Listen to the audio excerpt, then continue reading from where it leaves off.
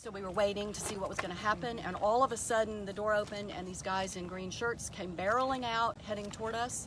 And I was breaking no law. I'm sitting in a parking lot that had no private parking, no private property signs, and I was terrified. I felt like I was about to be arrested by burly guys in green shirts. So we hightailed it out of there, and then we saw that you were leaving pretty quickly, so we thought, okay, yeah, we got to get off this property. But it was terrifying. It was very Kafkaesque. As soon as we drove away, we saw them turn around and leave, so they had accomplished what they were. Yeah, they were scaring us off. Yeah. And it worked.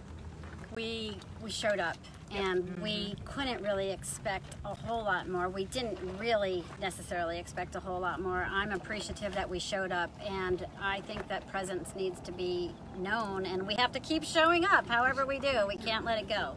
This is a first effort.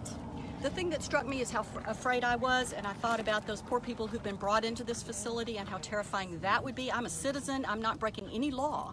I have every right to be where I thought was government property because it says it's a detention center. Yeah, and I'm thinking about those poor people who don't speak English, and they're brought out here in the middle of nowhere.